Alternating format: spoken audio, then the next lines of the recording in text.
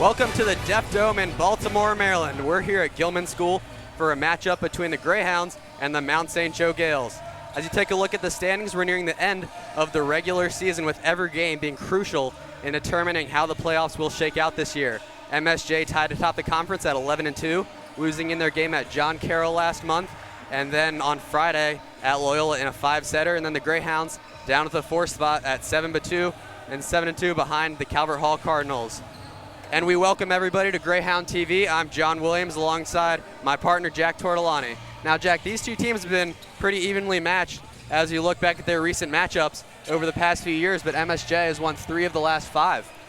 Of course, John, obviously it's been a very important series that each team has circled on their calendar every year. In the past, it's been a series dominated by the Hounds by a record of 32-6 in the overall series. However, recently, Mount St. Joe winning 3 of the last 5 matchups. All these have been at home, which is important to note considering the Gales have yet to win at Gilman since 2002. So obviously a lot to prove here for the Gales today as well, while the Hounds evenly have just as much to prove after losing 3-0 to the Gales the first meeting of the season.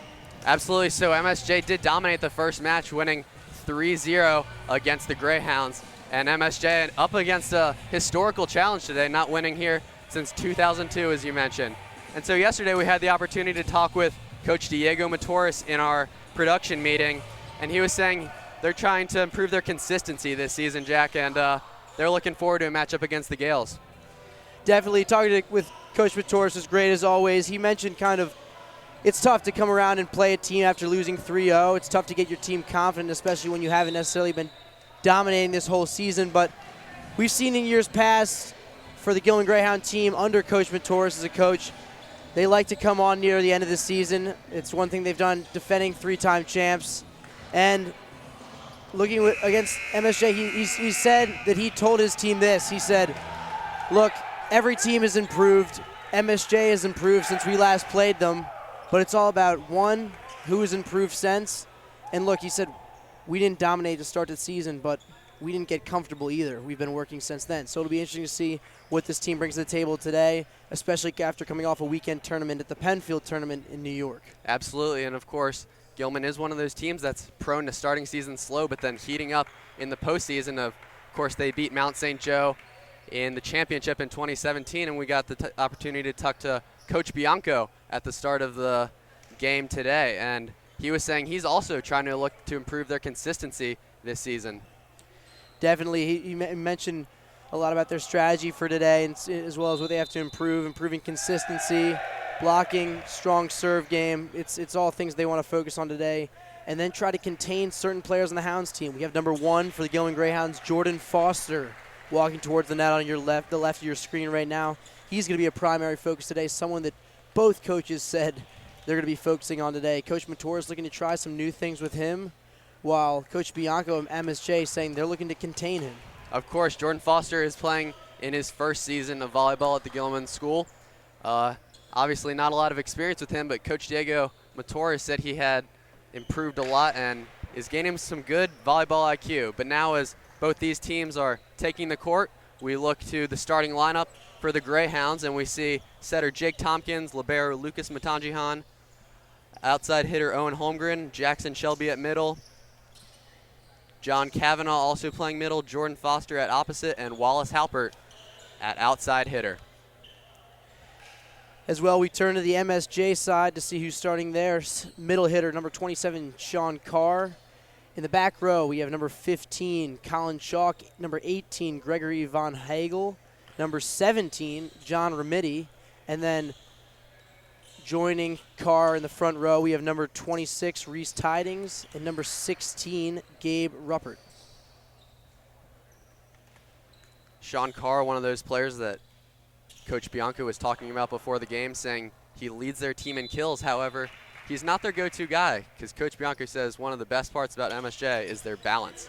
But now as we start the game, Gilman with the ball, it's Jake Tompkins to Jordan Foster, but it looks like Foster's going to be in the net to start the game, so MSJ takes the first point of this match. Gilman sending a message there, going to Foster in the first play of the game. As you can see, he's a guy that loves to live above the net there, just unfortunately jumping into the net. Both coaches using the word fly, talking about how Jordan Foster can jump up. And now Owen Holmgren into the block of Mount St. Joe, but they're going to give it to the point to Mount St. Joe, saying Gilman double touch that. Holmgren, another one of the players Coach Matoris mentioned will be important for this game for the Hounds. Keep an eye on him as this game goes on. One of the junior starters for the Hounds. Now Wallace Halpert passes. Jake Tompkins going back to Holmgren, who goes into the MSJ block, but it trickles onto the MSJ side, and Gilman will get their first point of the afternoon. Checking in now, senior number 12, Halden Ginsberg. Haven't seen as much of him this season as we have in the past, but looking forward to seeing him to get some reps. Regardless of playing time, he is one of the leaders of this Gilman team, being a captain and fourth-year player. But right now in this game, Mount St. Joe off to a hot start, 3-1 with a kill. MSJ going right to the bread and butter there, setting short to the middle. Carr there able to put one down and away. Trying to show early why he leads this Mount St. Joe team in kills. The serve by Reese Tidings. Tompkins goes far side to Holmgren, and he finds the back of the court. Fantastic set there by Tompkins. Tompkins has been interesting this year. Gilman has mentioned some setting problems, but Coach Matoris said Tompkins has found a way to settle in. He's somebody they're really going to look to, the junior setter. Now Holmgren back to serve. Low serve, but MSJ gets it up. And now they go opposite. Halpert blocks, MSJ gets it back. Outside. That's number 12, Kyle Burke, but he's into the net. Gilman able to tie this one back at 3.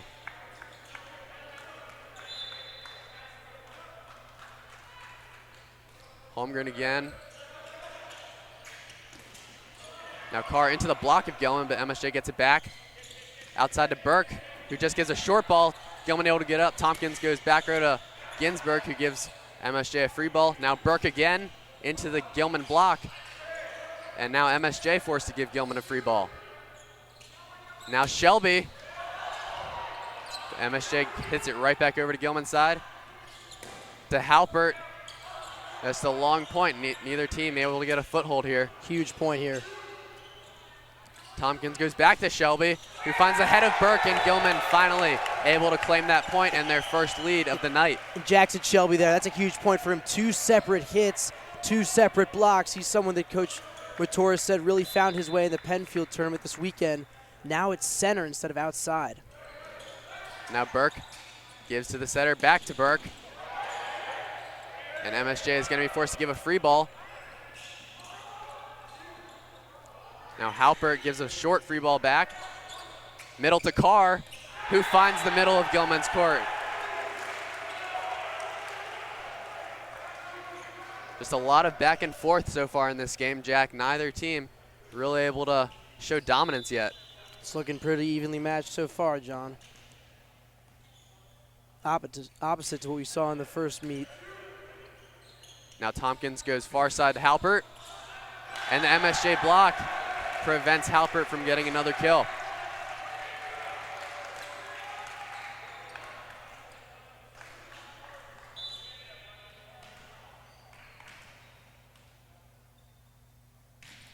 Carr's short serve to Holmgren, who gives it to his setter Tompkins. Wallace Halpert one more time. The block by MSJ gives Gilman the ball back. Now Shelby able to give a little something over to MSJ. And that swing from the back row goes deep. That was number 17, John Ermiti, the senior on Mount St. Joe. We don't have captains marked on our rosters, but believe he is one of the MSJ captains, as he was just consulting the ref after that play. Now Matt Liddell seeing his first action this afternoon. And MSJ yet another error as a low set. And it goes into the net. John Cavanaugh making his presence felt there at the net. Gilman's defense, something to watch throughout the day. Something Coach Matoris mentioned would be very important for them, but has been a strength all season. And now Ermiti goes to Burke. Into the block of Tompkins and Cavanaugh, but that one falls down on the Gilman side of the court. We have also noticed in the early going, John, a very present block from the Hounds here. Tompkins actually finding his way to get to the net on some of these. But if they can send a message early, send some of these hits back from Mount St. Joe, it could be huge. Now Mount St. Joe serve. Holmgren gives it to Tompkins, who gives it middle to Kavanaugh, who finds his first kill of the night. And as you were mentioning with the block from Tompkins, it's a new style that Gilman's adopted this year. They're doing a 6-1 rotation as opposed to a 2-setter rotation. So Jake Tompkins will be playing front row and back row tonight. And now short serve from Tompkins. MSJ able to get it up, pardon me. Now Halpert gives it to Tompkins, who goes to Foster, tries to get the tip, but that one's just wide of the court.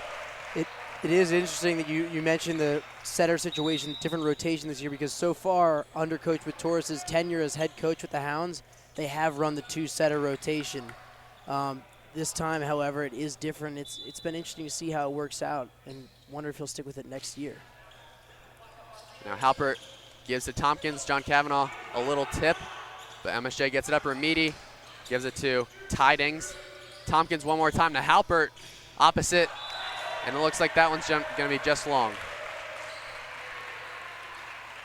So yeah, last year, and actually the year before, Gilman was gifted with 2 really good setters, Cole Philippou and Noah Abrams, who ran a 2-setter operation, but now that has obviously changed, as we just mentioned. Looks like these last couple sets have been tough for Tompkins. Kavanaugh, I think, wants it a little bit higher so he can really hit down. He's been forced to tip him. Tallest kid on the Gilman team, so obviously got to get it up really high for John Kavanaugh. But now Halpert gives it to Tompkins, and Halpert swings opposite, and Mount St. Joe is not able to get it up. Then Tompkins bounces back with a great quick set to the outside for Halpert. And he is able to put it away. Interesting serve from Halpert, as he has no walk up to the line, just standing right there. And now Jordan Foster, tries the block, but that one will stay on Gilman's side of the court.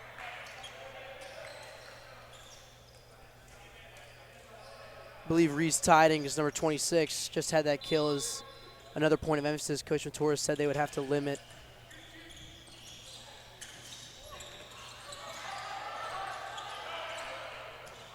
And Mount St. Joe tries to get that one up, but that one just goes just long off the Jordan Foster tip. Lucas Matanjihan, the junior libero, into serve now. Deep serve, but Remedi gets the set. And Carr, interesting, changing his position from middle, going opposite. Very interesting play there, but not totally surprised. That's the exact play that Coach Matoris has been toying with both Jackson Shelby, Jordan Foster. Bianco thinking the same thing, runs the same play with Carr, where the player runs outside of his line and goes off 1 foot to make the kill. Jordan Foster, basketball player, so obviously a little more comfortable with the 1 foot jump than the 2-footer. Now Shelby gives it over to Mount St. Joe one more time, but the Mount St. Joe blocked by Carr gives it back to Gilman. Now Foster tries another time, just going to tip it up. Remedi goes opposite to MSJ, and Lucas Matanjihan not able to get that one up. Matanjihan, one of the players that Coach Matoris was talking about in our production meeting yesterday, how he's only a junior but still has been able to help this Greyhound team so much. One of the most sure-handed players on the team, and that's why he's wearing that blue jersey, the libero jersey. Controversial call there. But a lot of these juniors, as Coach Matoris was talking about, they always have a little tough time starting the season, as they're not really used to the pace of the varsity level, but we've seen Gilman's starting juniors such as Matanjihan, Holmgren, and Tompkins find their footing fairly easily. Right, and that's something that's tough with kind of just becoming a varsity athlete in general in high school, and it's something that you get used to pretty quickly. Volleyball, of course, one of the hard sports, as we were watching the JV game before this. Not nearly as fast as this game is. Very competitive here. But Holmgren back in and making his name known as he finds the back corner of the Mount St. Joe court, getting it to 11-13 in favor of the Gales. Holmgren serving again, float serve. Burke gets it up. Remedi goes opposite. And Gabe Rupert not able to get it over. Some controversy on that call. Bianco complaining with the ref. I'm not entirely sure what the call was there, John. Now I think what they're saying is that the swing from Rupert hit the net and trickled down out of bounds, but I think Coach Bianco is saying that perhaps it went off of one of the Gilman blockers. I think Jake Tompkins was the one over there. So I do believe that's the argument, whether that touched a Gilman player on its way down. But either way, Gilman's going to get the point. 12-13, Holmgren serving.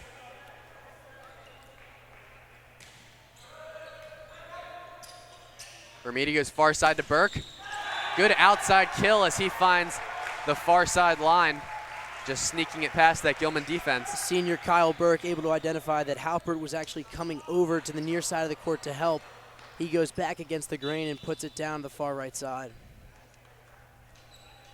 Carr serving for the Gales. Halpert passes it up to Tompkins, goes back to Shelby, and an easy kill for Shelby as no one on the MSJ side of the court was near that ball. Another kill for the senior Jackson Shelby. Obviously, we're seeing a little bit more comfort, especially with the swing from him today. Now Matt Liddell in to serve, another one of those juniors who's been doing a good job of finding his footing this season. Vermeede gives it middle, but a good block by John Cavanaugh prevents Mount St. Joe from getting that point. 14-14 in the Deaf Dome. And I think one thing, John, you mentioned about the juniors on this team, I think the most important thing for them has been their consistency. You have Liddell, a very consistent server, Holmgren, a consistent hitter, and others who kind of just keep the team grounded and are just plus-minus guys. Absolutely. The juniors doing a huge part to help this Gilman team this year. Starting to heat up later in this season as Gilman finds another lead, 15-14 in favor of the Hounds. Liddell, the serve. Vermeede gives it to Burke, who tips it over. Halpert is able to find the ball. And Tompkins goes outside to Halpert, who tries to put it right into the Mount St. Joe block, and he does that successfully as they block it out of bounds. 16-14 Gilman. The Hounds up by 2. First lead since the beginning of the set. So now as both these teams take a break, we'll take a break too and be back in a moment on Greyhound TV.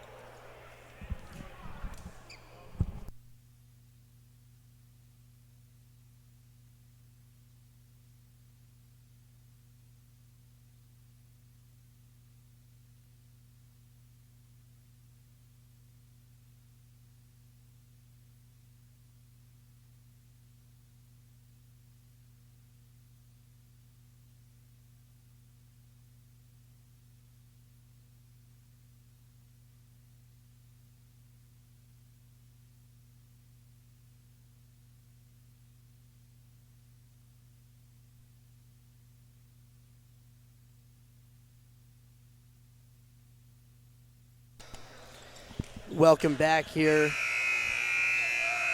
to Greyhound TV.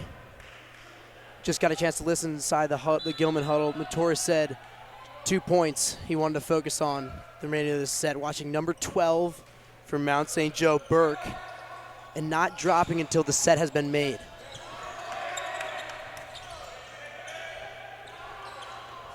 We'll see how Gilman executes in the remainder of the set. So this point's been a scramble so far coming out of the timeout. Liddell almost able to get it up, tries for the pancake, but that one will bounce off his face and go out of bounds.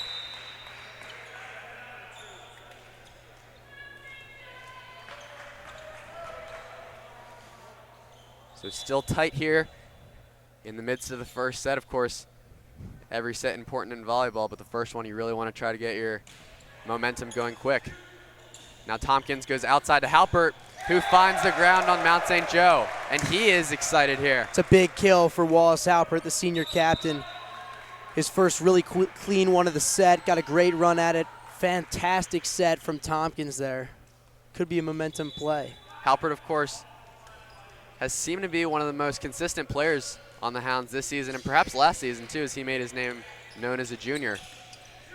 Now Lucas Matangihan passes to Tompkins, and Jordan Foster just tips it over, but Mount St. Joe's not able to get it up. And Gilman extends this lead to their biggest of the night, 18-15 Hounds. Kind of an awkward set there that Foster had to reset kind of his line there, yet still able to make something out of nothing, make it hard for the Gales to return. I think that's what Coach Matoris was talking about with his volleyball IQ. how he's smart and doesn't always go for the swing, but sometimes just goes for the tip. Right, he's a very, very safe player who knows when to really unleash. And MSJ making another error there, so now 19-15 Hounds starting to pull away in this first set. Burke with the swing, and it falls on Mount St. Joe's side. A block by John Cavanaugh puts Gilman at 20. And an emotional reaction from Coach Vitoris there, not something you see very often. Timeout from the Gales. All right, so as Gilman is getting some momentum, we're nearing the end of this first set. We'll take another break and be back in a minute.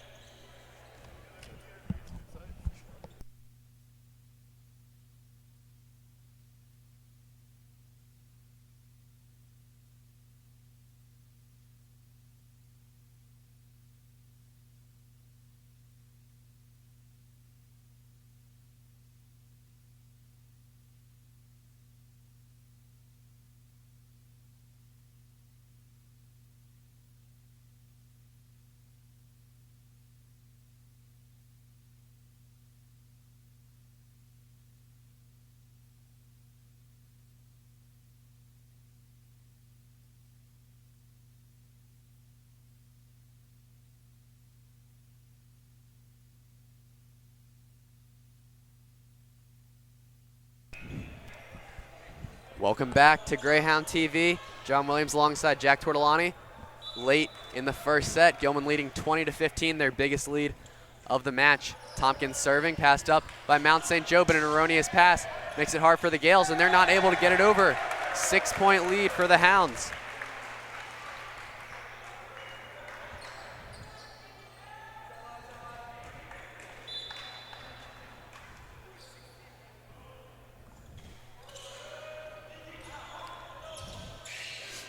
Wallace Halpert just palms it up, and John Cavanaugh tries to tip it over. Mount St. Joe on the offensive now. Back row swing. Holmgren able to get it up for Gilman. Tompkins goes outside, to Halpert. And after some deliberations by the ref, looks like Gilman's going to get that point. No, MSJ does, sorry. And now talking to Jack Tortolani, he was actually in the huddle for Gilman, listening in on what they were talking about after the last time out. So I got a chance to poke my ear and hear what Coach Torres was telling his team after that last time out. He said the focus was to stop the play Mount St. Joe was running. And it's odd because it's the same exact play that the Hounds have been running in this game as well, where they set middle and have an outside run in and make the hit. He said, don't guess where he's going. Instead, read, react, and make a play.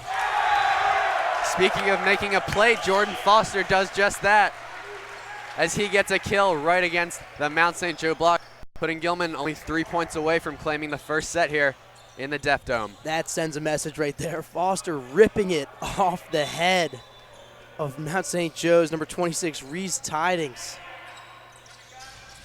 Now Mount St. Joe has to give a free ball to Gilman. Tompkins goes far side to Holmgren into the Mount St. Joe block, but that will go out. 2 points now for Gilman to win this set. Now it's just a question of, can the Hounds close out a set? They've obviously got the momentum right now. Far side into the Gilman block for Foster, and a little miscommunication by Gilman, and the ball will fall in the middle of their court, giving Mount St. Joe, the serve back. That's tough right there. Great block by Foster, but the Hounds weren't ready to recover as Mount St. Joe hit it back. Important note, Sean Carr checking back into the game. Jake Tompkins, a low set to Cavanaugh. And he gets that kill, giving Gilman 7 set points. Some of the fans putting, and it looks like Lucas Matangi, foot fault. Oh, that's tough. Nerves get to you a little bit there. Get a little too excited, yeah. Right. Gets so loud in here. Now setter John Ermiti, back to serve. Holmgren gives it to Tompkins, who goes to Foster. He leaps all the way up to the ceiling, but the Mount St. Joe block is able to put it down on the Gilman court. Tidings bouncing back with a block on Foster there. Now, Jack, I don't want to exaggerate, but that may have been the highest jump I've seen in Gilman volleyball. That I would was not pretty be high. surprised. Foster is easily the best jumper we've ever had at Gilman Volleyball. I do not know how Mount St. Joe was able to block that, but either way, the Mount St. Joe serve. And Gilman has the offensive, and they take the first set. Holmgren there on the kill. Mount St. Joe trying to make a block, but it just falls out of bounds, giving the Hounds a crucial first set win. So Gilman excited and electrified after winning the first set against the top-seeded Mount St. Joe Gales. We'll take a break and be back to bring you second set action here in the Deaf Dome on Greyhound TV.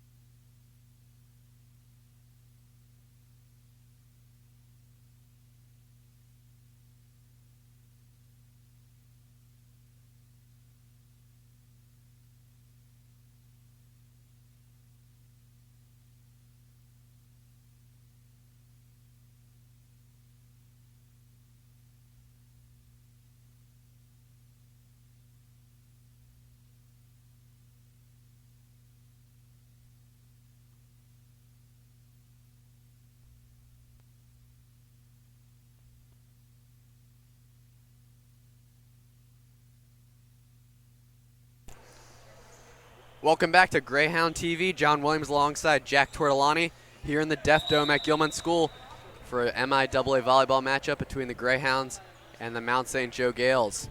Gilman able to take the first set 25-19. Tightly contested early, but Gilman able to pull away late. It's so the focus now, Gilman Greyhounds coming off what we call the Penfield trip. It's an annual trip that volleyball team has taken the last few years where they go up to the state of New York and play round-robin tournament-style volleyball. And it's what coaches and players have said is kind of a monumental experience, a huge growing experience where they just get to take a weekend and play. It's not something you see very often outside the school setting, especially in the sport of volleyball here. And, John, it's been something that Coach Wisoris said was very reassuring to see the guys play that level they played. And I think the most important thing he said was that they were able to play calm, composed, and low pressure volleyball. And the big question has been to see, can they bring that back to MIAA play? Right, this is their first game in the MIAA since coming back from that Penfield trip. And so obviously Coach Mators is thinking that that momentum and that good style of playing is going to carry over, and it seems to have done so far. Mount St. Joe, of course, able to win the first point of the second set.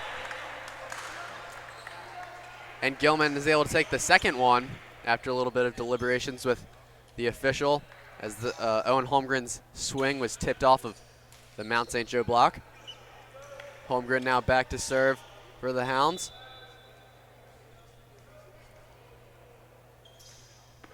Good float serve. Mount St. Joe not able to handle it too well, but they give it over. And now Holmgren gives it to Tompkins, who goes far side to Halpert into the MSJ block, but Matangihan is there to give it over. Now another swing by Mount St. Joe, and Holmgren and Holmgren and Ginsburg are not able to get the ball up. Great effort on both sides there.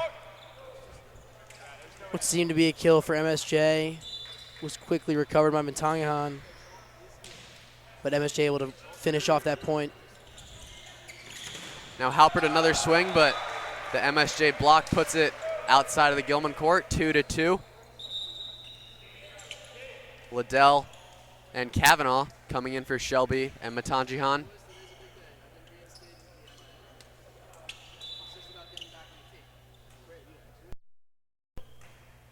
Liddell with the float serve.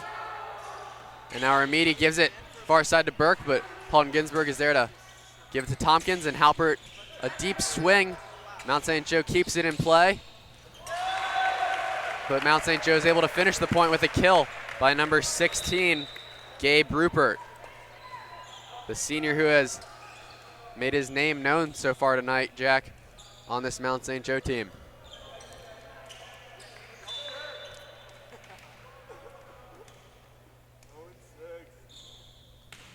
Carr serving now. Halpert gives it to Tompkins, who gives it middle to Kavanaugh. And just a little misuse of the hands puts that kill slightly wide of the Mount St. Joe court. Kavanaugh, although very capable of spiking and putting the ball away, is very big into just doing accurate tips, trying to analyze the defense, see where the gaps are. Not working for him there, but it's a very good tool. Yeah, a lot of times the height, that's all you really need, but of course, sometimes when you try to overthink it, that's when things start to go wrong. And Coach Matoris, as we were talking about yesterday, really doesn't think that overthinking is helpful at all. As he was saying, a lot of these teams come into the season after playing club and are feeling hot, but start to overthink later in the season, and that's a problem for them, which has helped Gilman win in recent years in the playoffs.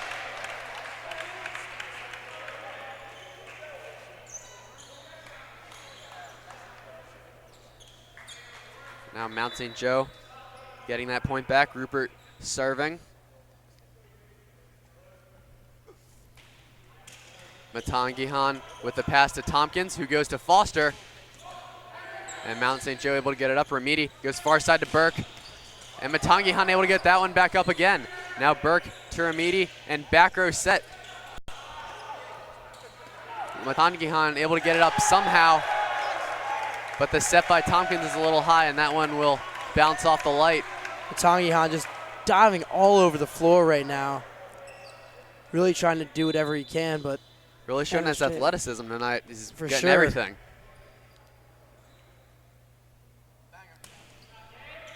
Rupert with the serve. Tompkins has to one-arm it to give it to Kavanaugh. Now Ramidi to Burke on the offensive, just tips it over.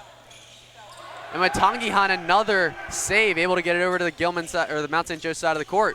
Tompkins with the pass. Matangihan setting now to Foster, who goes deep, and that one's just long.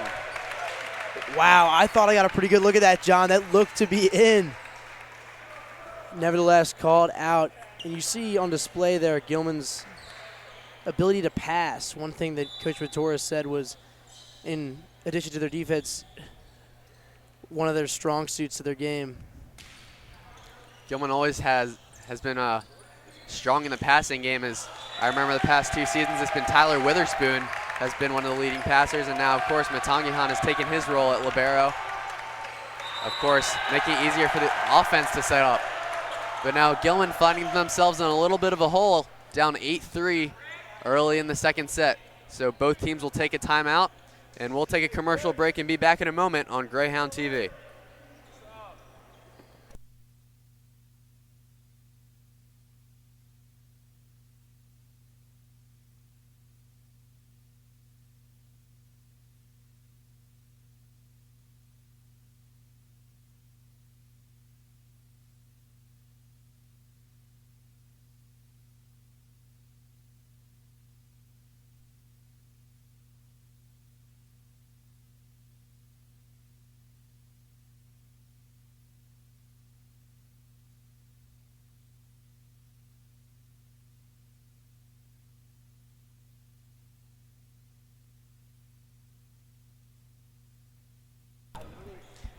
Welcome back to Greyhound TV. Mount St. Joe leading the Greyhounds 8-3 early in the second set after Gilman took the first one. Is able to chip away at that lead. 4-8. And now, I wasn't able to get inside that huddle there, John, but it's going to be an interesting test to see if the Hounds can pull back in this set after a very momentous first 11 points for the Gales. It's going to be a test now. Absolutely going to test Gilman's resolve in this game, seeing if they can come back after an early deficit. Be interesting to see if the Hounds like to bring number 7, Jackson Shelby, back into the game, someone who I thought was a real force in the first set. Absolutely, Shelby making his name known early, but on the bench at the moment. And the swing by Gilman just wide, so Mount St. Joe extending to their largest lead of the night at 10-4. Now a serve by Rupert. Halpert gives it to Tompkins, gives it to Foster, who finds the court and gives Gilman a little momentum now. There's Jordan Foster flying above the net as he does, able to put that one down. Gonna need more of those. The Hounds are looking to come back in the second set.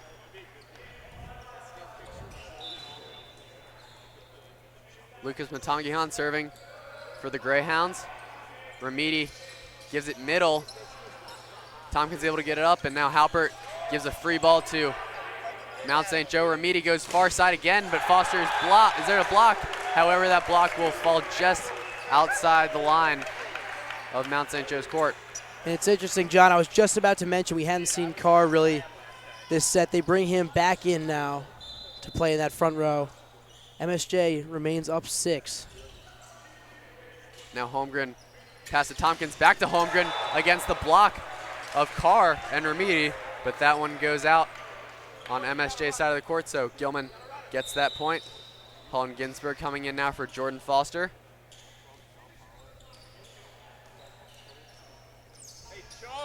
Senior captain back to serve.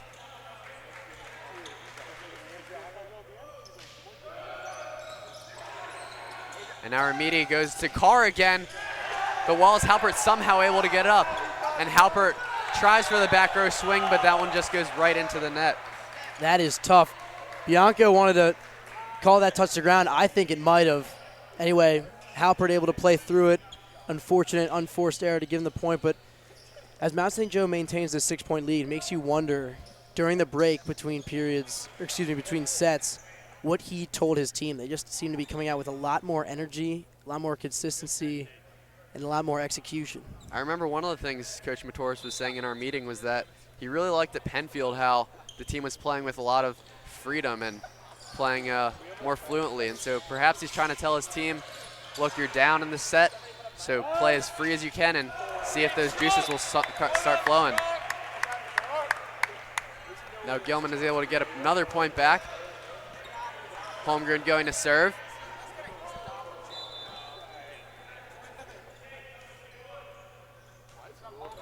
A serve into the net, the first of the night for him. And now we see Colin Chalk coming out of the game on the Mount St. Joe side. And number 26, Reese Tiding, serving. Now Shelby into the game again, as Gilman's able to steal that point off of the MSJ error as that ball goes wide on the Gilman side. So far in this game, John, not a whole lot of clean points. What I mean by that is that kills aren't very clean, getting blocked, tipped, met at the net. And on the other side, we're seeing a lot more unforced errors in the second set than we did in the first. Yeah, both the coaches said they wanted to work on blocking in this game, so obviously if both teams are being successful, these kills aren't going to be too clean. And now Burke with the tip. Halpert gets it up, and Tompkins gives a back row pass to Liddell, who has to pass it. And now another swing by Rupert. And Holmgren almost able to get that one up, but that one just appeared to touch the ground on the Gilman side of the court. 14-8 in favor of the Gales in the middle of this second set. Although the Hounds losing that point there, it's still big for them in terms of they were able to return Sean Carr's spike from the center very effectively, and that's something you're going to have to watch throughout the game. If they can limit the effectiveness of number 27 in purple, that will help them and hopefully help them win this game.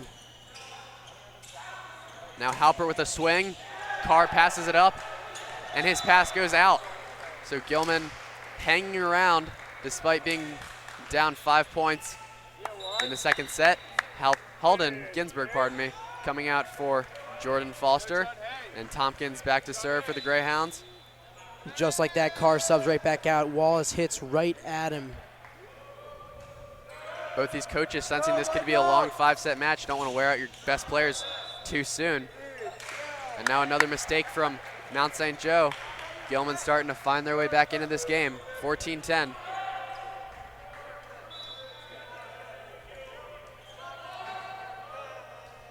Tompkins with the low serve, and that one just goes a little wide of the Mount St. Joe court.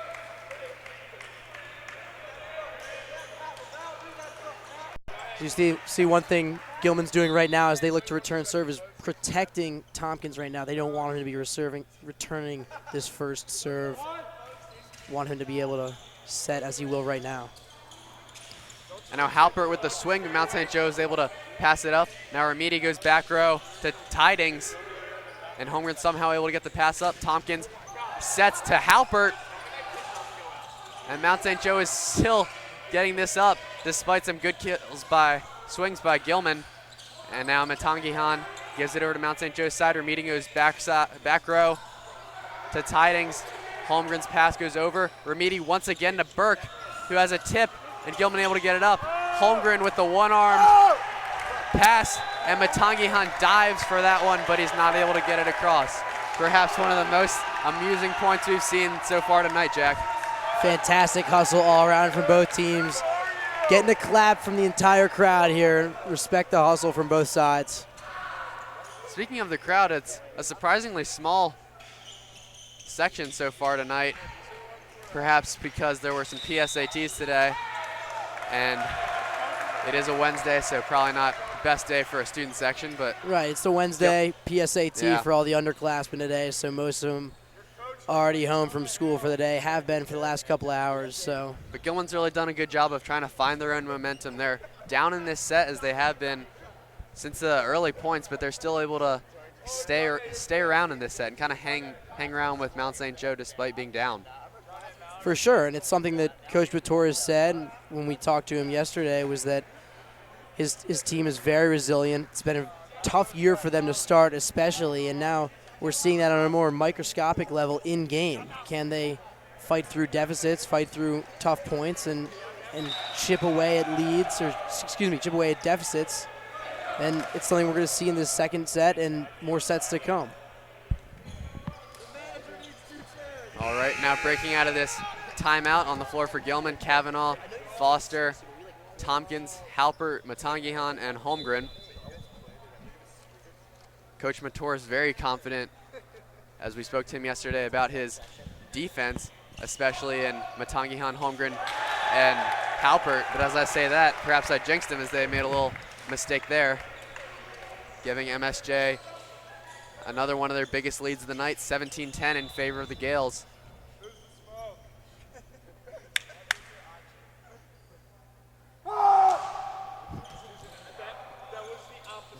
Tompkins goes far side to Halpert, who finds the court. There's a kill there from Halpert. Could be a momentous play for the Hounds there, trying to get his team back up. However, it's really been tough. Mount St. Joe very consistent this set so far. It seems like every time the Hounds are looking to cut the deficit, the Gales bounce right back. If you're ever wondering if Coach Bianco is happy with his players' game, you can just look at their consistency, as he seems pretty pleased with the consistency right now he's seeing from his Gales. Right, and I think Bianco is actually doing a great job. You see the kind of style of coach he is. Not only is he expecting his team to get up, but he's looking to motivate his players as well. He's loud, he's talking, he's cheering. And now Tompkins gives to Holmgren outside. Mount St. Joe able to get up. Remedi goes back row. Matangihan there for the pass. Now Tompkins to Foster with the tip. And Mount St. Joe gives Gilman a down ball. Tompkins goes far side to Holmgren again, whose swing goes just long And Mount St. Joe now at 19, leading the Hounds by 8. Holmgren and Matoris want a tip there. I'm not sure. We might not have got the best look at it. I thought it went through untouched. Thought it was the right call from the refs there. Either way, 11-19 favor the Gales. Now MSJ showing a little mistake. One of the few they've had in this set is they have a missed serve.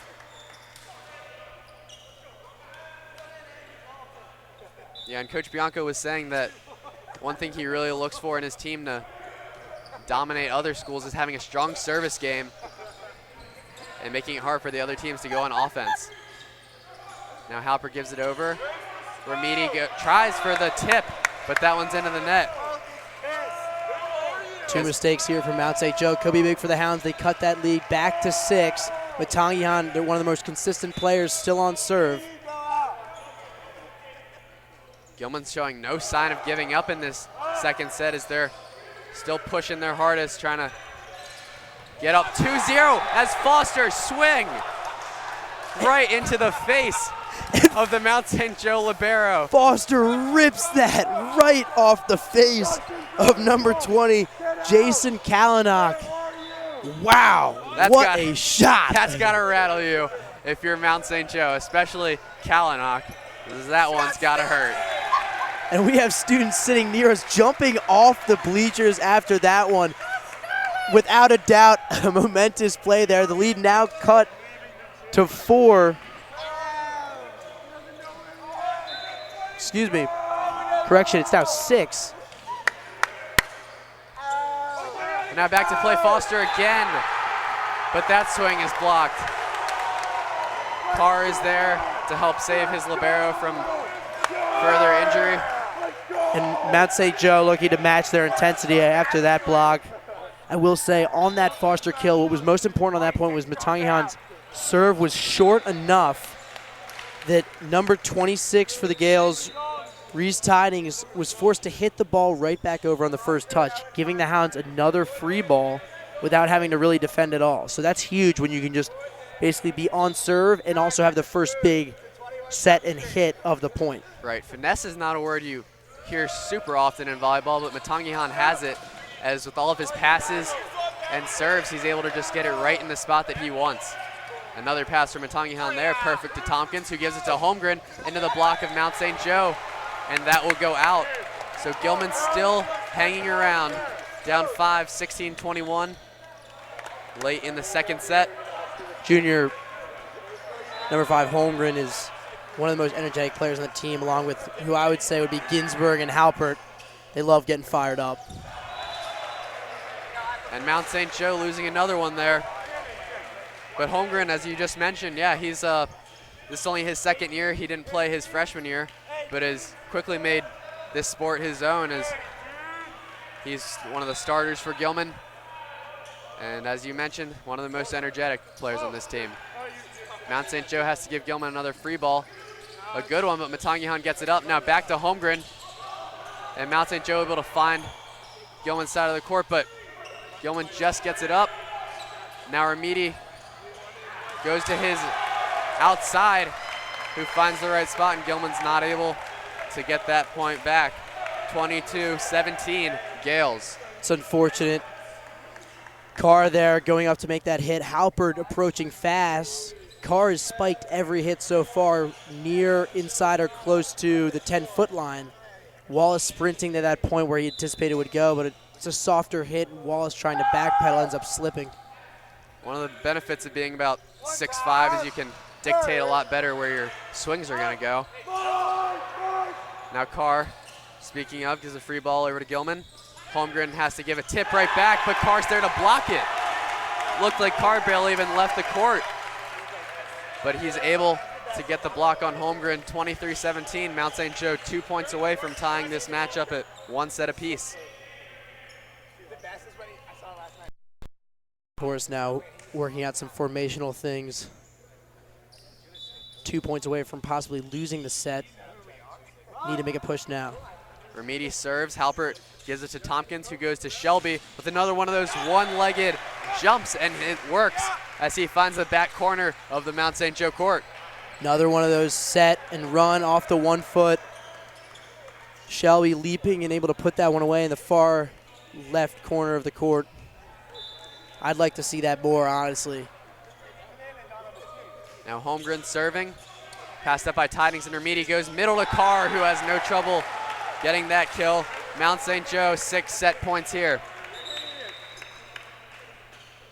Burke coming in now for number 15, Colin Chalk.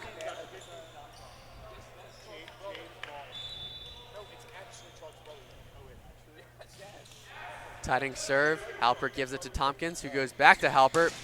And into the block of Carr, and Mount St. Joe claims this second set. We are all tied up in the Deaf Dome, 1 set apiece between the Greyhounds and the Gales. And as these teams both talk it over, we'll take a break and be back to you in a moment on Greyhound TV.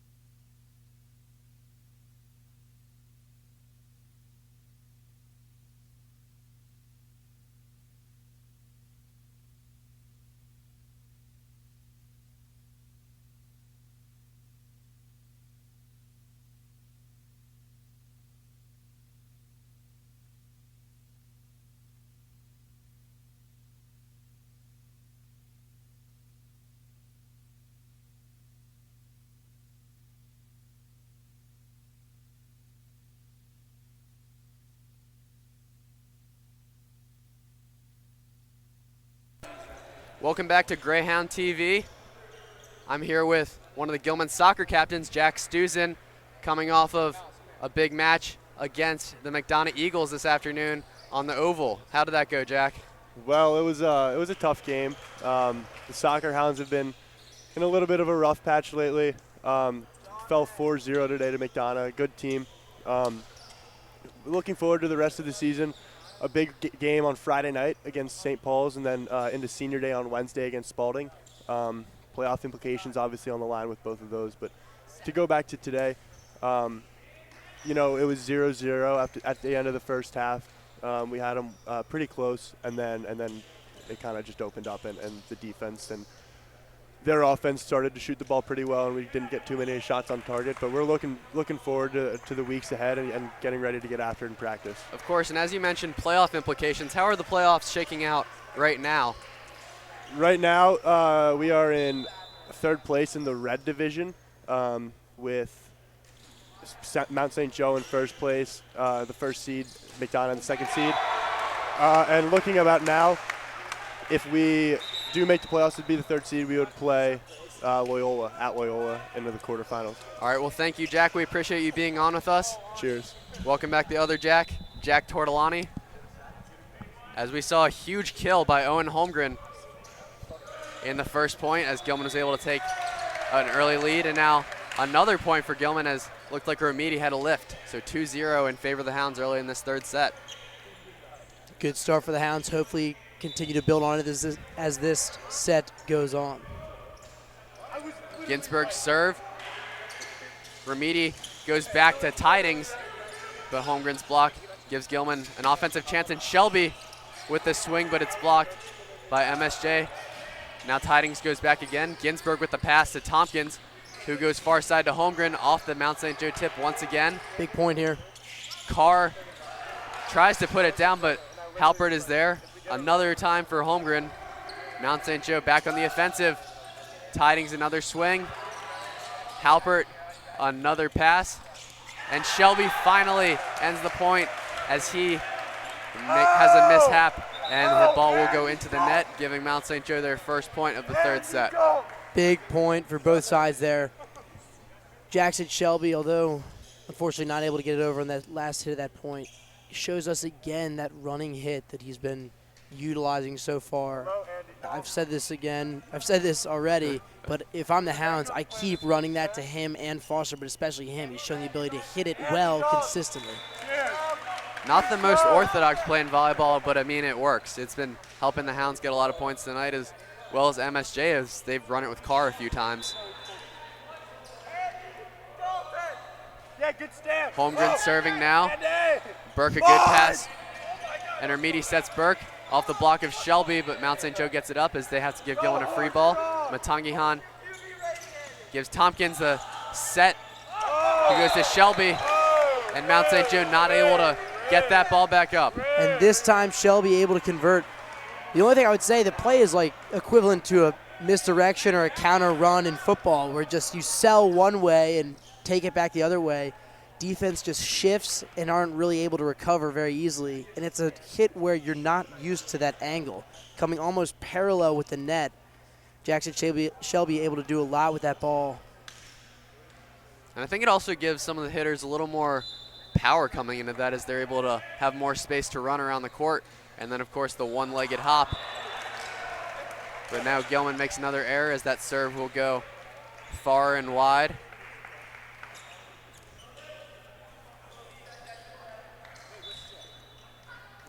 Mount St. Joe serving.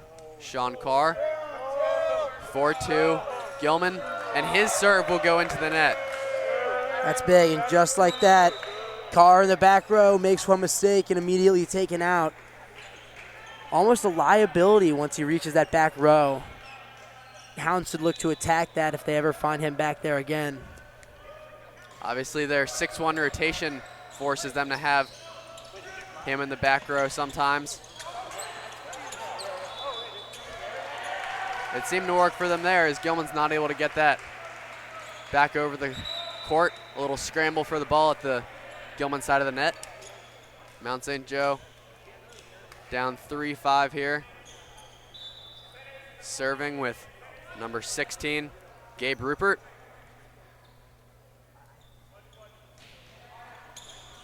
A little bit of a miscommunication there from the Hounds. Looked like Halpert was going to take it, instead lets it go. And Holmgren not really able to make the play. Almost like a miscommunication in the outfield of a baseball game. Both of them just let it drop. Yeah, one of the more irritating things in a volleyball game, can't really blame the other guy, but just gets under your skin a little bit, as you know it's always better for both of you to go for it than either of you. And now Halpert with a swing, but Mount St. Joe blocks. And Burke is pushed wide, and he has to give a down ball to Gilman. Now Halpert with another swing attempt, but that goes into the net. So Mount St. Joe ties it back up at 5 apiece. Little tentative from Halpert. I don't know if he didn't like the timing of his jump with the set, but he wasn't willing to swing all the way through. Not able to get it over the net there.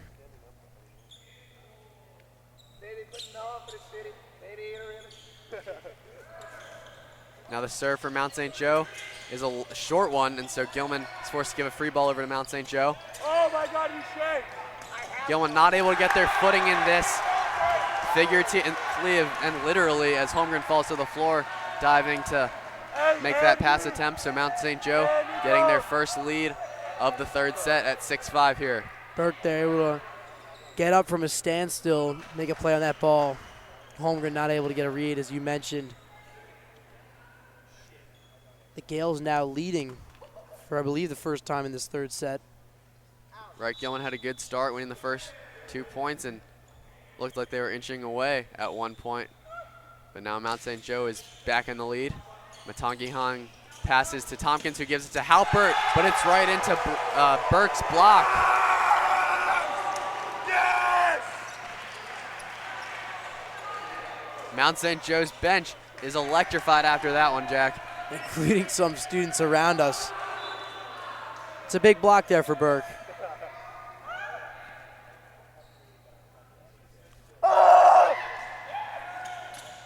Served by Mount St. Joe. Tompkins gives it far side to Kavanaugh, who swings outside for the first time tonight, and he gets the point.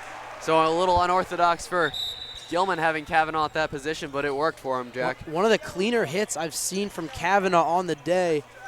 Tidings not really able to get a great look at that ball. Actually turns his face away in fear that he was going to get hit. Haven't seen that yet. Mount St. Joe a little shaken from that as they're forced to give Gilman a down ball. Kavanaugh back in the middle, and he tips it over. Remedi tries to get it back over, but Gilman's placement is too good as we're back at 7 apiece here. Gilman serving.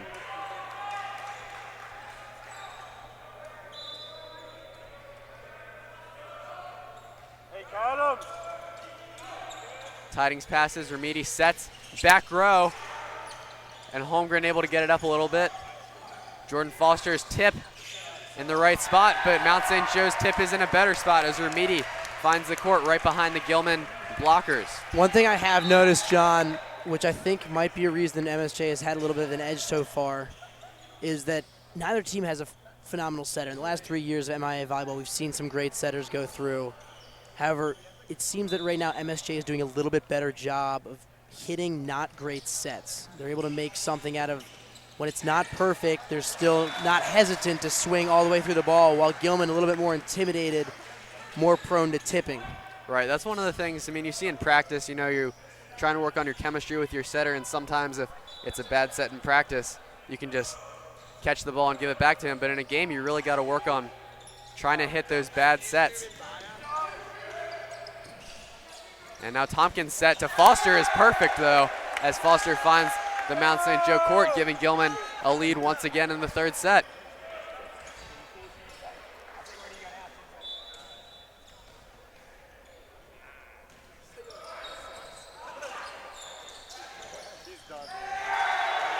Holmgren fired up after that play as Mount St. Joe is not able to return the ball over the net. And now we see a bit of a momentum shift, shifting back to the Hounds, who now lead 10-8 in this third set. Halpert serving. With that Burke block we saw earlier, Mount St. Joe is electrified on the bench, but now Gilman has strung together a few points and is feeling excited after one of those kills from the Gilman outside hitters.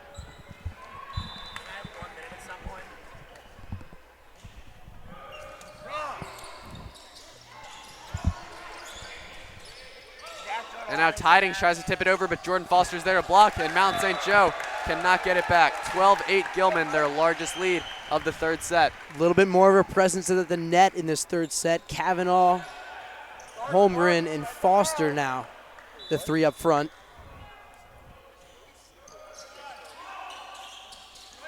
Far side to Tidings into the block of Gilman, ending their 5-point win streak. And that's fine there if you're the Hounds, if you're Coach Matoris, that you get a clean block. However, you're just not able to direct the ball the way you want to, but it still sends a message that you're there. It's not a clean hit. Absolutely. Now Holmgren trying again with the swing, and the MSJ block is not strong enough as that falls on the Gales side of the court.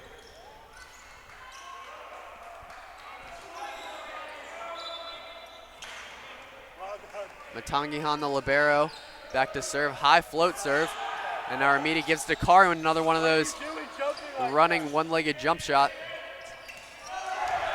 It's tough there. Low set by number 17, John Remedi. Makes it tough for Carr, and he's not able to get nearly the kind of power he wants on that hit. So Mount St. Joe starting to find themselves in a hole in the middle of this third set. Every point is crucial. And so looks like Mount St. Joe's going to take a timeout, and we'll take a timeout too and be back in a moment on Greyhound TV.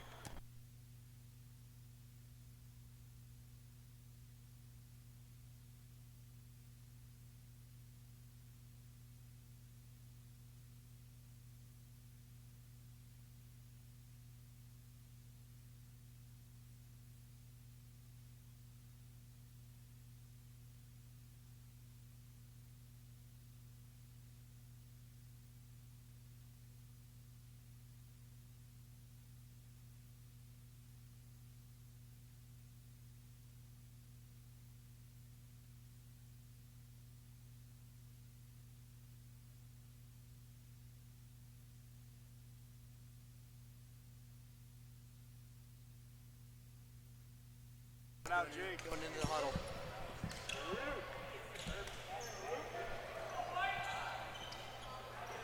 Welcome back to Greyhound TV. Gilman leading in the third set. Matangihan serves. Ramidi gives a far set to Tidings, and Matangihan is able to get it back up. Tompkins goes to Foster once again, who tips it over and finds the Mount St. Joe court. He's the best athlete in the MIAA. So 15-9 in favor of the Greyhounds, their largest lead of the third set. Ramidi sets to Carr, and Halpert somehow able to get it up. Mount St. Joe on the offensive again. Carr is able to find the court this time. So MSJ chipping away at the lead, 15-10 in favor of the Greyhounds. And Jack, you had a chance to look in on the Gilman huddle after that last timeout. Did get a chance to kind of go in and listen in again. And the point of emphasis this time around was regarding Carr and that jump hit again in terms of how they're getting a read on it. Coach Torres is emphasizing that the Hounds need to be quick to read where the set is going and if it's going to Carr. They said that the reason why Jordan Foster was not able to get a clean block that went in play his last time around was because he got there late. If he's able to get there early, he can angle his hands much easier, direct the ball much easier. And that's their goal moving forward. Absolutely. It's always important to anticipate where the set is going so that you're able to be there in time to block any offense from the other team. Holden Ginsberg checking into the game. Serve. Now Ramidi gives it to Carr, but Gilman's able to get it back up. Holmgren into the block. And now Gilman still has it back. Holmgren once again, but now he finds the court. He is fired up as Gilman with their largest lead of the set, 17-10 in favor of the Greyhounds.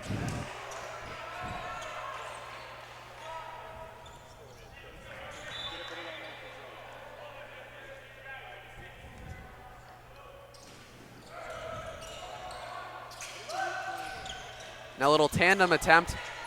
Mount St. Joe not successful, but they have the ball back. Now Ramidi goes to Rupert.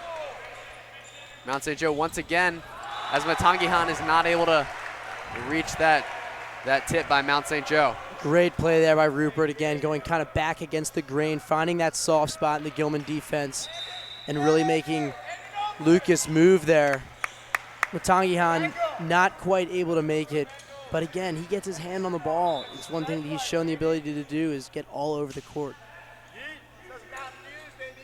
Now Tompkins going back to Shelby with another one of those one-legged jumps, and it works as Mount St. Joe's block goes wide of the court. 18-11 in favor of the Hounds. Holmgren back to serve. And as you were talking about Rupert's swing, it's something that is good to have in volleyball because he doesn't use all of his power. He doesn't quite do a tip, but he has a lot of downspin on that ball, which is able to give him a good opportunity at finding the other side of the court and make it hard for the other team to predict where it's going. Right, and now the Hounds in this third set pulling away to an 8-point lead. It's almost like it happened just like that. 6 points away from taking the set. Holmgren's pass to Tompkins, who gives it to Halpert, and MSJ is there to block, stopping a Gilman run that I believe was about 13-3, as Mount St. Joe was leading about 8-6 earlier in this game, and Gilman winning 11 of those last 14 points. Pardon me, 13 of the last 16 points. One thing I will say, John, that I'm going to try to get in between sets is Jackson Shelby's hit percentage so far. I have a feeling it's pretty darn high. Shelby's been a great player for the Hounds today, along with Foster showing his volleyball IQ improving.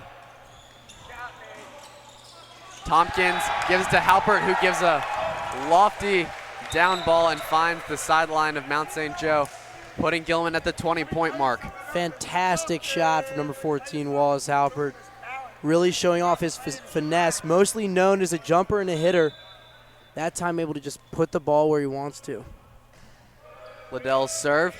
Burke gets it up. Remedi setting to his opposite. Have to give a free ball now. Wallace Halpert with another swing and into the Mount St. Joe block, but it'll fall on their side of the court.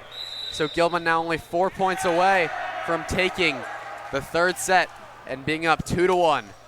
Now Mount St. Joe calling a timeout, trying to figure out what to do to stop this Gilman offense. And we'll take a break too and be back in a moment on Greyhound TV.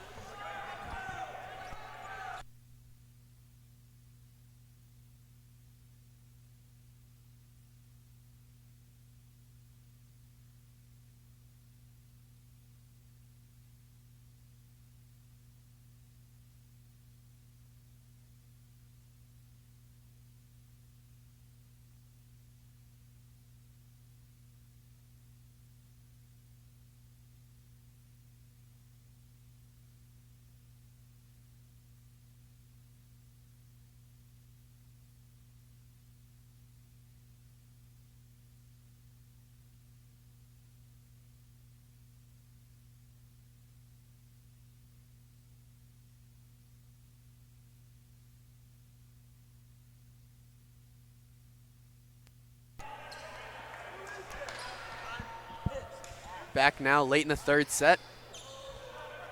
Both these teams tied at 2 sets apiece, but Gilman is pulling away in this third set, 21-12. 1 set apiece, pardon me. Correction from partner Jack Tortolani. And a scramble point, but Gilman comes away on top, 3 points away from taking the third set.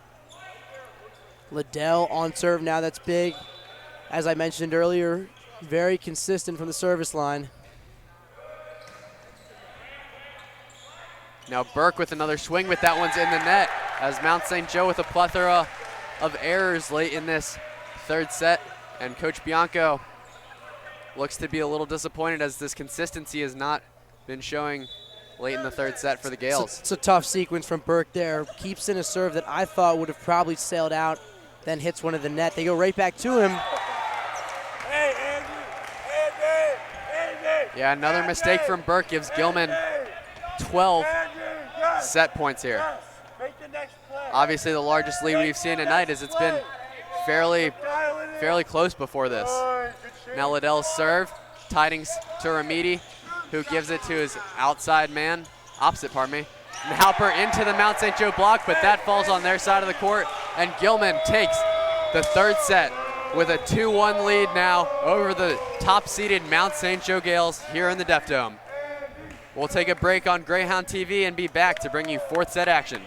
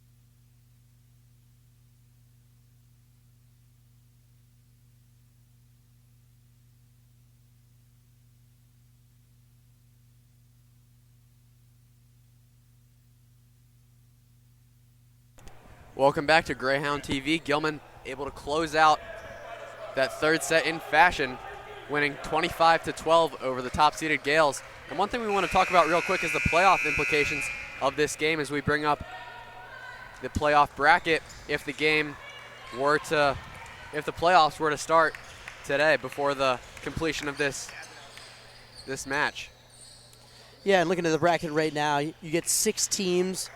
In the first round, you'd have the quarterfinals, which right now the 4th seed playing Boys Latin. Gilman will get the home court advantage in that matchup.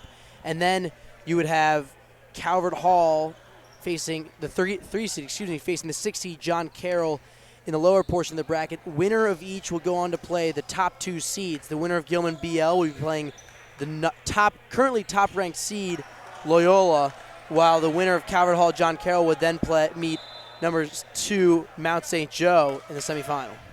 And of course, the top 2 seeds a little fuzzy right now, but according both these teams at 11-2, Loyola and MSJ, but the MIAA website, has Loyola listed at the top. So we'll see how that would shake out if both those teams are to tie in terms of their record. But either way, back to this match as we begin the 4th set. Mount St. Joe winning the first point. Matangihan passes to Tompkins, who goes opposite to Foster. A little tip, and Mount St. Joe gets it up as Carr with the swing. And it looked like Halpert was not able to get his pass back over the net. And as we talk about the playoff picture, I think one thing that's important to consider kind of as the season winds down, there's only so much shifting that can go on between the top seeds. I think Loyola and MSJ have definitely proven themselves most. However,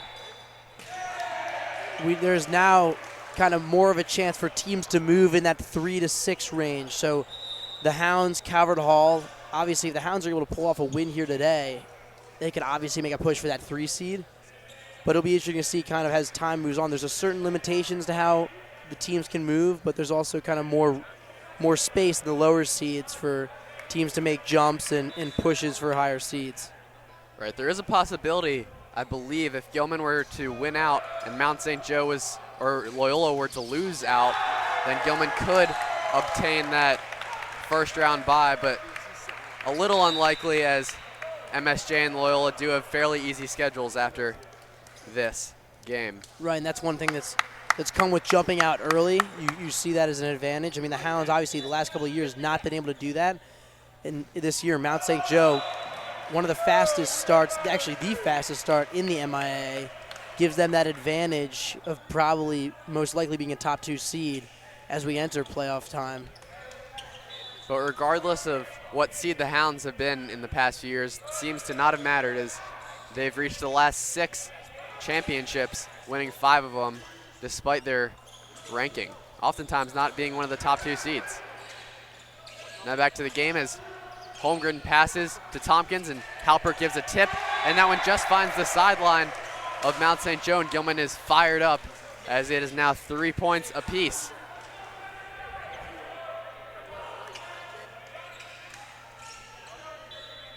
Gilman trying to defend the Deaf Dome, as we mentioned earlier. Mount St. Joe has not won here since 2002.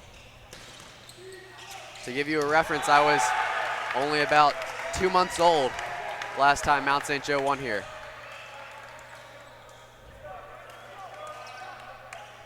The Gales giving all their effort right now, though, as they're leading 4-3 in the 4th set. However, Gilman up 2-1. Tompkins with the set to Shelby, and that one will go just long.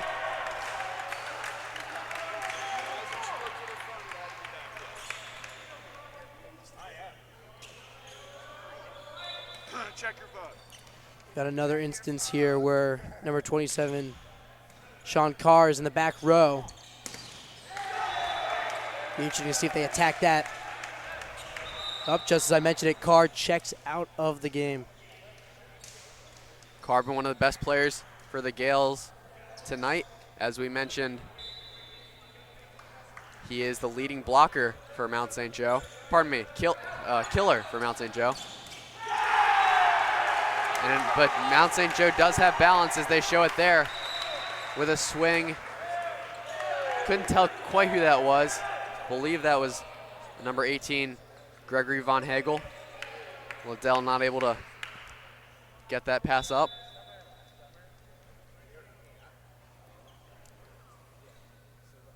And now Rupert with a low serve. Holmgren gets it up, but Matangihan is forced to set it.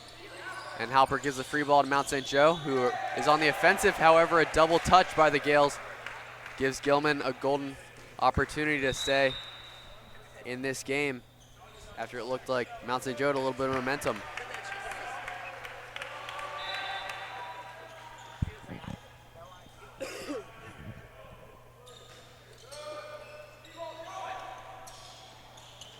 And Burke with the swing, but Holmgren has a good pass. Mount St. Joe has it again. Remedi tries to tip it over, but a good block by Kavanaugh.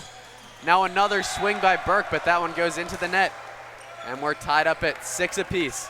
Great net presence there from the Hounds. Foster now in with Kavanaugh again. Really sending messages in that front row. Halpert as well. Starting to pick up in terms of the intensity in the gym now in this fourth set. And Mount St. Joe able to get a little bit of that momentum back as a smart play by Burke finds the Gilman court. Von Hagel, the junior, making some very nice plays in this set so far, keeping Mount St. Joe ahead. Tompkins sets far side to Foster. And now Remedi gives it to Tidings, but Tidings is just wide. Now tied up once again, 7 apiece, with Halpert back to serve for the Greyhounds.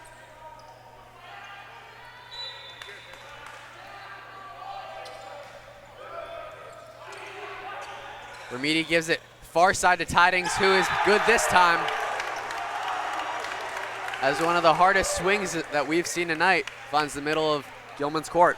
As I mentioned, Coach Matoris, although he mentioned Carr, he said the biggest thing would be limiting Remedi, their outside hitter, showing his worth there. Also, slight change. Wallace Halpert has changed up his serve. We noted the standstill serve to start the match. He is now on the full-on kind of normal running serve that most volleyball players adopt. He has now made that change. Halpert definitely known for experimenting with his serves. I remember last year he had a variety of serves as well. Always good in keeping the other team guessing at where your serve is going to go.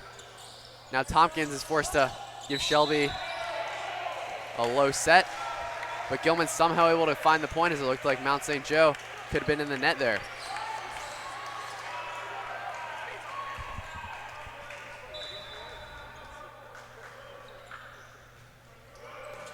Matangihan serve. Mount St. Joe is able to get on the offensive again as Remedi feeds Carr. Carr now back-to-back kills to tie this game back up at 9s. Wouldn't be surprised if they continue to go to him until Gilman shows they can stop it. Halpert's pass to Tompkins, who goes to Foster, and that one is good. I was just about to say, I was waiting to see when Gilman was good. They really haven't gotten that many good, clean sets and hits. That time, Tompkins able to put it right where Foster wants it. And when he gets up and able to swing through clean, he's tough to stop. Yes, we've seen tonight what he can do when he gets a good feed, but it has been a little scrappy in this fourth set. Gilman's still somehow able to find a lead as they're now up 11-9 after another mistake from the Gales.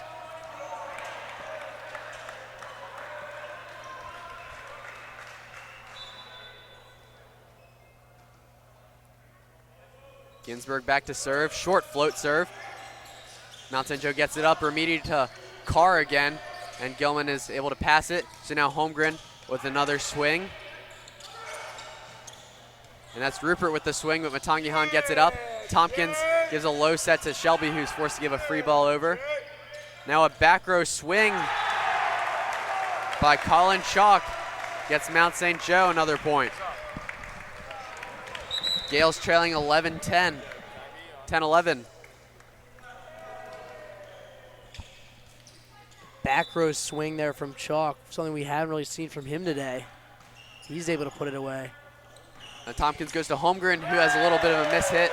Looked like it went across his fingers. And so that one will go into the net, giving Mount St. Joe 11 points and the tie here in this fourth set, 11 apiece. Tompkins goes to Holmgren once again, who has to tip, and Mount St. Joe's there, but Tompkins tries to send it over, and he does. Not something we've seen from Tompkins tonight, but he's showing his diversity in game style tonight. For sure, and I think that play right there you can chalk up for just a gain of confidence from him. The junior setter, first year on varsity, someone who's been very conservative there, showing that he can play with his reactions. He used his instincts there, recognizes Mount St. Joe is not set, and puts down a hit of his own. And the refs are going to give that point to Mount St. Joe after Shelby's swing was a little long. Shelby thought that one may have tipped off of the Mount St. Joe blockers. However, MSJ is able to tie it back up again, 12 apiece in the middle of this fourth set. Pointing crucial as we get nearer to the end of it. Shelby once again, this time he's good. Looks like Tidings was a little disappointed after that one, although he did seem to give Shelby a little respect after a good swing by him. Shelby with a bounce back kill there. You love to see that from a coach. When your player's coming off a tough play, able to forget that, move on to the next, and make a play. Now Liddell checking back into the game. Pass by Burke, given to Remedi. And Mount St. Joe is giving the ball back after Gilman's block. Tompkins to Halpert, who's into the block, but John Cavanaugh able to give it over the net. Burke once again, the tip to Halpert. Tompkins going far side to Halpert again. Now Tidings passes to Remedi, once again to Burke, and that one goes long. Huge point there for the Hounds.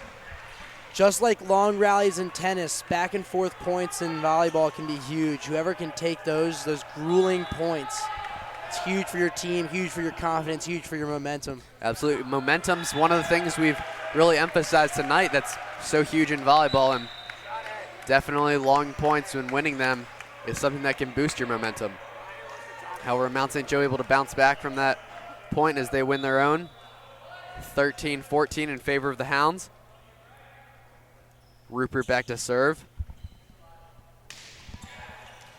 Halpert's pass to Tompkins, who goes back to Halpert into the MSJ block, but it trickles through and onto the Mount St. Joe side of the court. Gilman not letting up, sustaining this 2-point lead throughout the fourth set.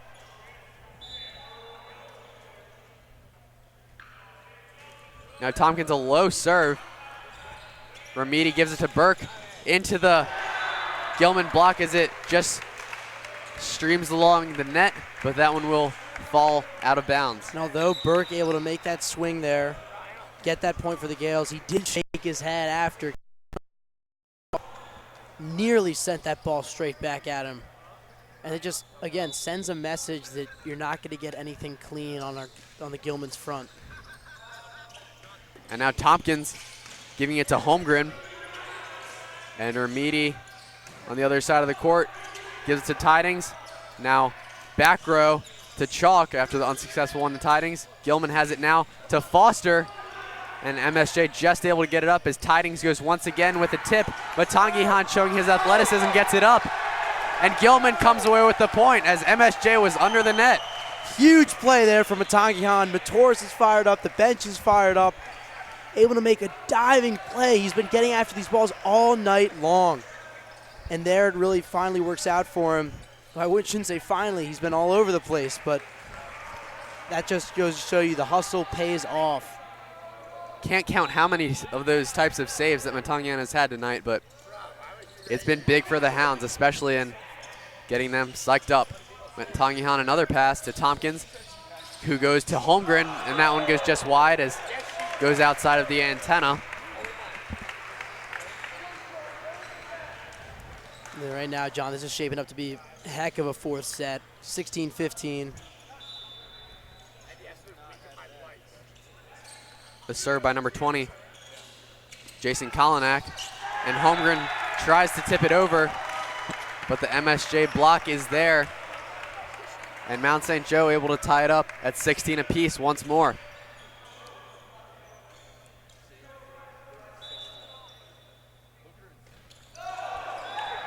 And a very strange serve by Kolinek, as it looked like he just hit it in the wrong part of his hand and it died and didn't even make it to the net. Weak serve that went off the back of Carr, didn't even make it to the top of the net. Now Matangihan does another short serve, and that one works for him. These short serves are tough for Mount St. Joe to receive. They're always having to come forward and make a recovery play. That time, Jackson Shelby heads up play, just tips that one down, giving the Hounds the 2-point lead again. Not sure how Matangihan is able to find these angles sometimes, as it just crests over the net. But Mount St. Joe able to get another point of their own, as Matangihan is not able to get the Mount St. Joe pass up. Hounds up 18-17. Another missed serve, this time by Remedi on the Gale side. And Foster will come out. And Halden Ginsberg will come back in for Gilman. 19-17, only 6 points away from taking the fourth set and this match, Jack. And this is the time where you lean on your seniors, your coaches, to kind of keep the team composed. 5 points away now from taking down the team that's tied for the #1 seed in the MIA. Obviously a huge win. We know what the implications are. Timeout now by Mount St. Joe. And so Mount St. Joe was one of those teams that actually was 7-0 to start the year. Quite a surprise, as they beat a number of great teams, including Loyola, Calvert Hall, and Gilman. MSJ has always been one of those top teams in the conference. However, they were really able to find their way early in the season and surprise a lot of people. Now sitting at 11-2, losing to Loyola and John Carroll, with the only 2 games on their schedule remaining being John Carroll once again at home and away at Boys Latin.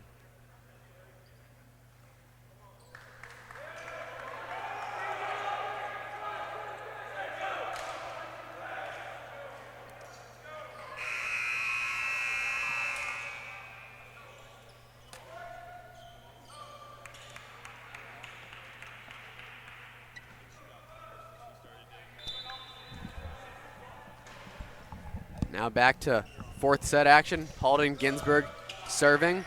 Remedi goes to Tidings once again. Halper there for the pass, and Tompkins gives it to Shelby, who's just long.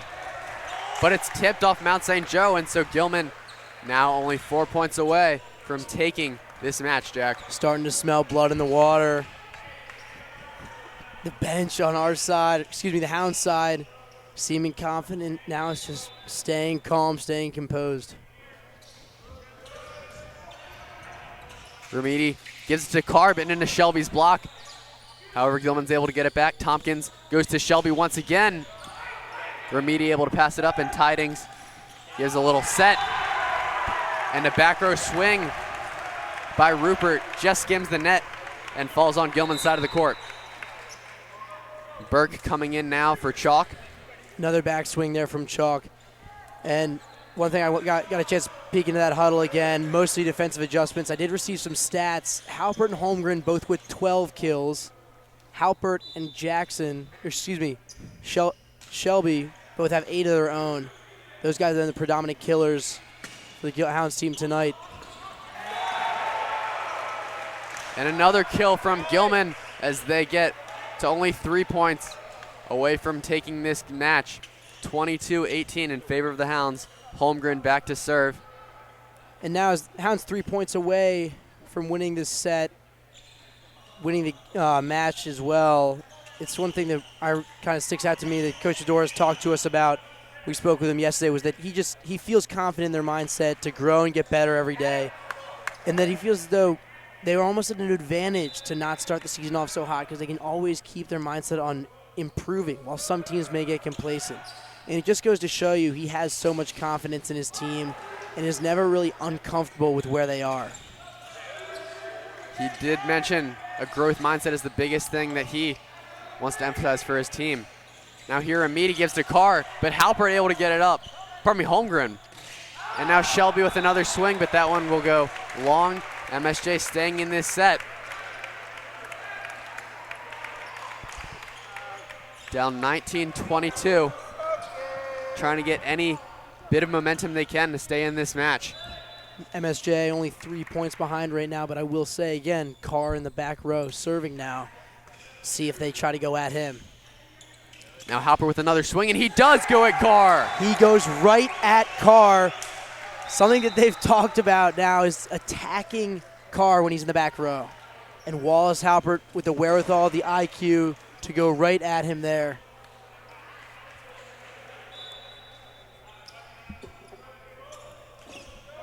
Now Liddell's serve. Gilman 2 points away. Remedi goes to Rupert, and that one tips off of Liddell's pass.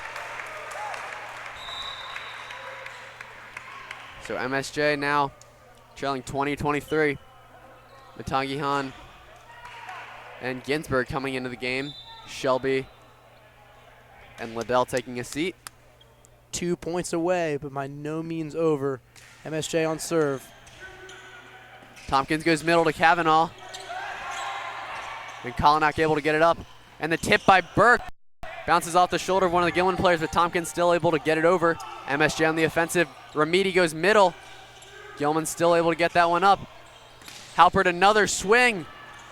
And Tompkins not able to recover that one as the diving pass attempt goes into the net.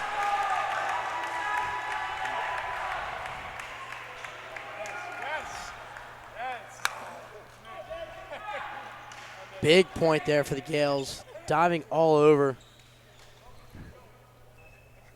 Now on serve. They remain on serve. 2 points behind. Trying to force a fifth set.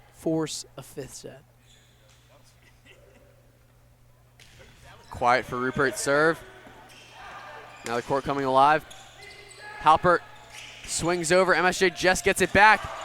And Matangihan the diving pancake, but Gilman's not able to get it over. It looks as though the Hounds are starting to get a little bit tight. Halpert not swinging all the way through. Now it's going to come down to who's going to make the play? That's basically what it's going to come down to. The nerves are going to be tight. You're playing the #1 team. It's not going to be easy or handed to you by any means. Someone's going to have to step up. I mean, at this point of the match, of course the mental aspect is going to be huge as these next few points determine who wins, but it's also got to be physically tiring. These players looking a little wary. Halpert over there is a little tired, as you mentioned, not following through all the way on his swing. So we'll see if this break, Coach Matoris is able to draw up something to give the Hounds the upset, or if Coach Bianco is able to find something to help his Gales get into a fifth set.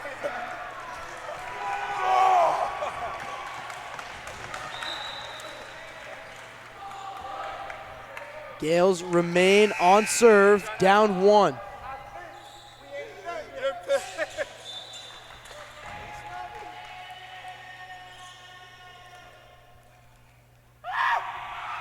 Rupert serve, passed by Halpert to Tompkins, who goes back to Halpert. And just a little miscommunication as the set was too high. And Halpert hits it into the net. Just like that, the Gales battle back, now tied. But you take a look at Coach Matoris, he doesn't look that phased as usual. Rupert serving now. Halpert another pass. And Tompkins goes right back to Halpert as he finds the back of the court. Gilman with the match point here off of Halpert's kill. That was obviously it.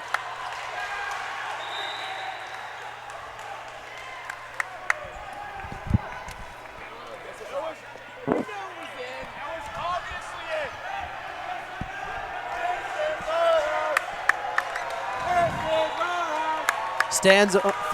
Fans on their feet now. Tompkins serve to Kolinak. And Burke's swing into the net. Gilman with the upset in the Deaf Dome over the top-seeded Mount St. Joe Gales. Great resolve by the Hounds tonight, as it seemed close throughout, but they were able to pull away in the end and not back down against this top-seeded MSJ team. Yeah, you know it was in. Chill out. Sean Carr a little angry at the net, perhaps after some of those calls he thought were bad. But either way, Gilman is ecstatic after this win over Mount St. Joe. Fantastically played game by both teams. Gotta love to see the hometown Greyhounds get the win, but definitely hard fought by both sides. Carr for Mount St. Joe having a phenomenal game, but then on the other side you had it's a coming out party for Jake Tompkins, the setter today, really establishing himself as kind of getting more comfortable and ability to make plays. You had Holmgren and Halpert both played strong with 12+ kills. Foster really finding his way, Shelby as well. And Coach Vitoris, as he said, was confident in his team, felt confident they could beat this Mount St. Joe team. And it goes to show you, team chemistry can play a huge role. And overall, the season's long, and if you can continue to improve and get better every day, pays dividends. So after this huge win, Gilman gets set for next week as they take on the Loyola Dons. We will have that for you on Greyhound TV next Tuesday, with a huge week for us on GTV as we're covering 4 different sports: volleyball on Tuesday, soccer versus Spalding on Wednesday, the water polo semifinals on Friday, and then Gilman versus Calvert Hall football on Saturday. So with that, we thank you for joining us on Greyhound TV. A huge upset on Roland Avenue, the Gilman Greyhounds over the Mount St. Joe Gales. I've been John Williams alongside Jack Tortolani with our production crew, Kent Lemkin, Will Vincent, and Cesare Cicanti. Good night, and thank you for joining us, Gilman Greyhounds, with the upset.